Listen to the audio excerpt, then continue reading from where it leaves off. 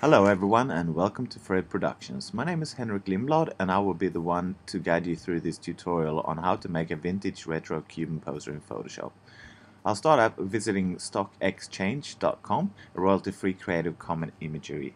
I download the images that I need and I open them up in Photoshop. As you can see, I've already cut out the car. I will create a new document and I will name that Cubano. Then I go to presets and choose international paper in A3, which is about the right size for a poster. Then I go into the car and I drag it into the new document. I need to resize it a bit to be able to fit two cars next to each other within the document. And then I go to filter, artistic and cutout. I want to create a bit of old school touch to it, and I use cutout for that. And I press OK. I try to resize it, but I press OK. I go filter, artistic, and dry brush. By using this effect, you get a bit more of contrast and detail on your car. Now I go to curves, adjustment curves, and I go to the different channels as this one green, and I put in some anchor points and I play along here and I change the outcome of the color within the car. I'll just have a look at blue here as well. No, that's a bit, color's a bit too warm there. I drag it up. Oh, not that blue. Yeah, something more like that. And I press OK. I go to the layer, I click on it, and I make duplicate layer. Click OK. And I go to edit, transform, and flip horizontal. And then I drag it out and position it next to the other car. Now I left click to select the layer. I drag it out a bit.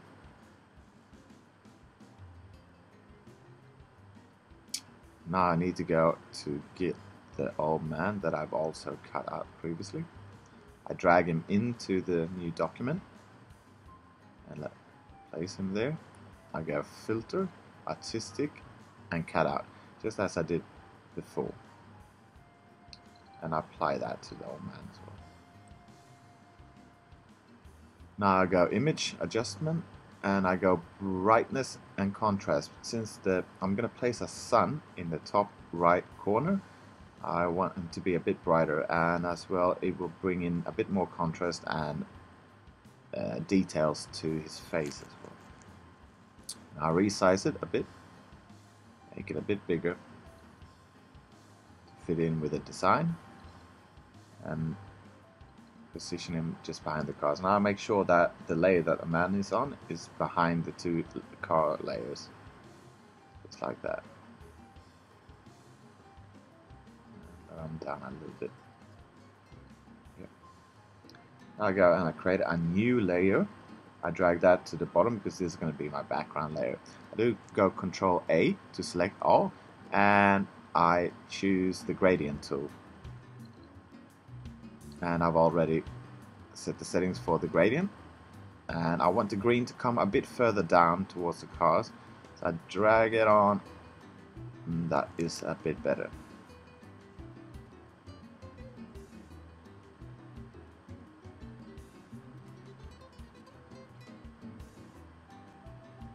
Now I go to wowbrushes.com and I choose a Photoshop brush appearing as a sun. And I go and I select the brush, and I've already downloaded or uploaded the brushes into Photoshop, and I just need to find which brush I wanted for this. And I make sure to put the brush size to the maximum, that is 2500. I click on it and I go and I control click on the layer, on the image of the layer, just to get the selection again, and I'll drag and make the selection a bit bigger to fit in with the design.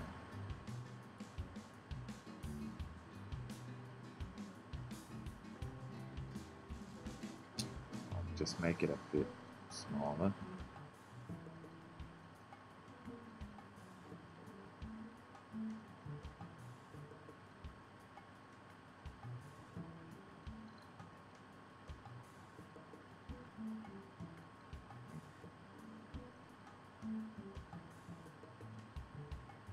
I go and I select the gradient tool again.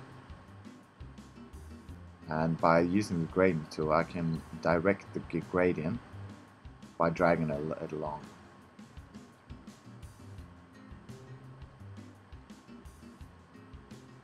I'll go to opacity, and I'll just get this opacity and set that to be a bit less, which makes the colors, the different gradients, to blend a bit better with each other.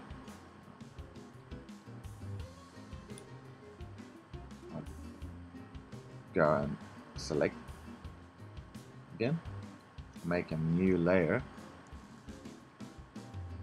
and once again I'm using the gradient tool.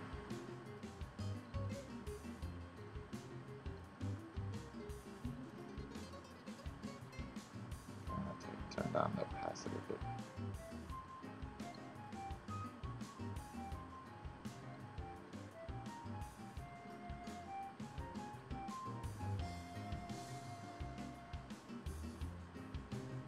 Now you have to play along with this at home so you get satisfied. I duplicate the latest layer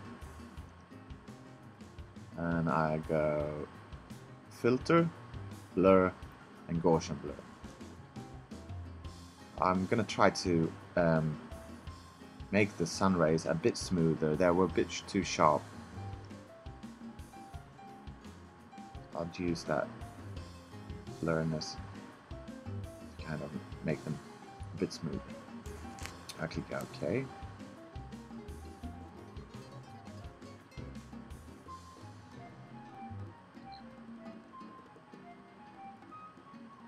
I go to brushes and I choose another brush that I previously downloaded as well.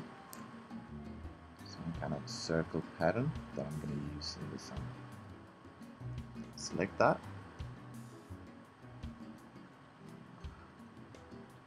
Create a new layer. It's very nice to have all the different objects on different layers, especially when you're going to try to edit it later on. Okay, now I go to thinkdesignblog.com and I'm going to download some halftone patterns. Halftone is a retrographic technique that simulates continuous tones of imagery through the use of dots. I take them into Illustrator, open them up, and I copy them and I paste them back into Photoshop. And I want the dots to come from somewhere from where the car are positioned and all the way throughout the end of the composition. And I'm not too worried about stretching these, doesn't really matter. And halftone patterns are often used in pop art and are famous through the work of Roy Lichtenstein. I'm going to take the opacity down a bit to make them blend a bit better with the background.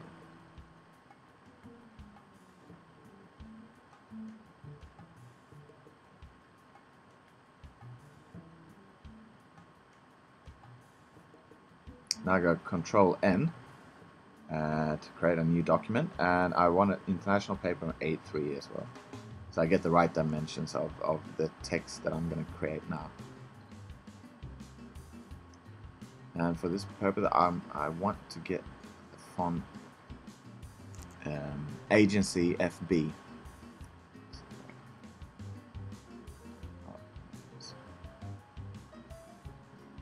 And I use the text tool and I type in Cubano.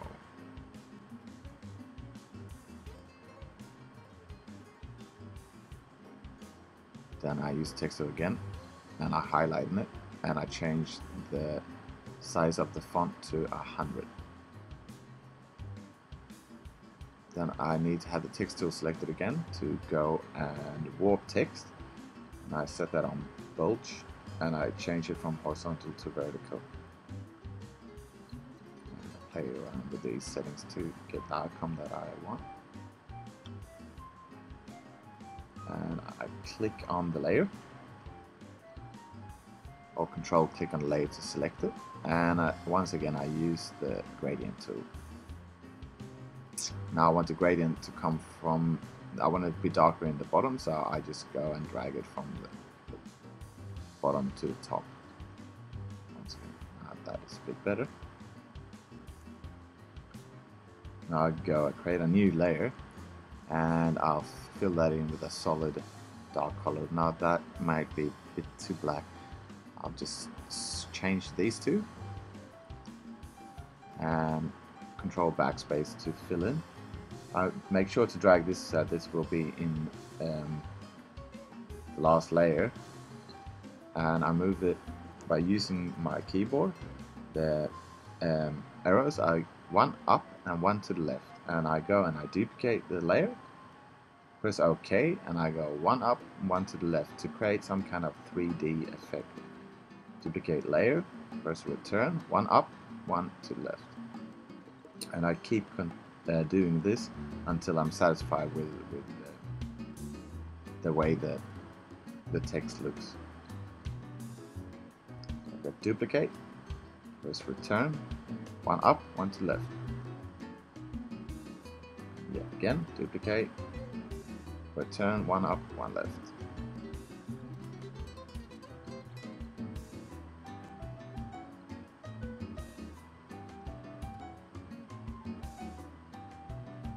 Now I go and by holding down Shift, I highlight all the layers and I merge them together. And by double clicking and pressing return, I open up the background and I delete it since I don't need it. And I drag this into the composition, or to the document that I'm working on, the poster document, Cuban.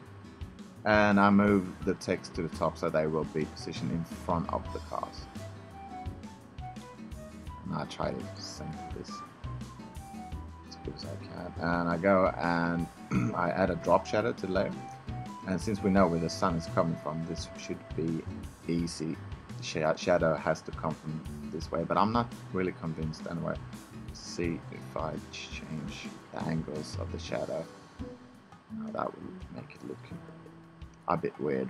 The shadow comes from there when the sun is from the top right corner. And I want to bevel and emboss it. This is also to create a bit more depth in the 3D text. I change the size and I click OK.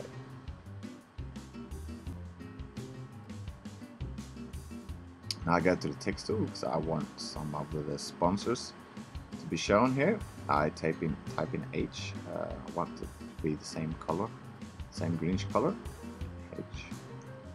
And I need to go, I highlight that and I need to change the font.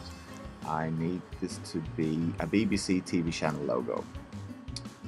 All these different fonts or dingbats I've downloaded from dafont.com, which is a free site. I position it down to the corner and I'll just make it a bit bigger. 30, 60.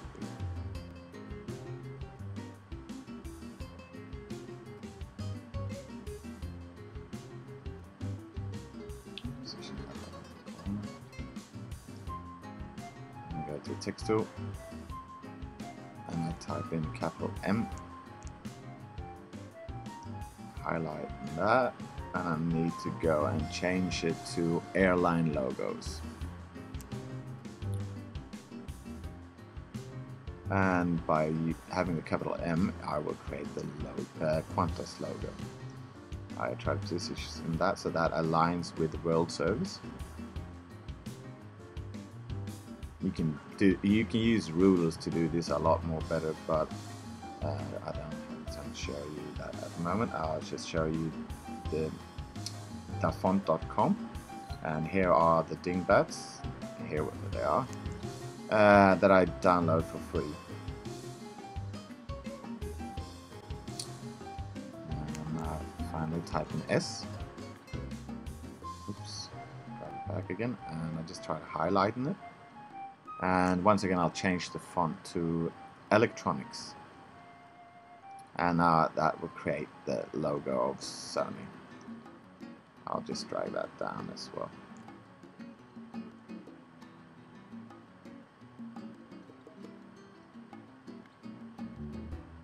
Using keyboard arrows, you can position it as well.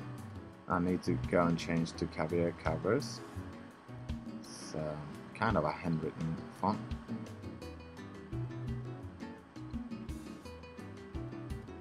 And I'll type in La Vida Loca, which means the crazy life in Spanish.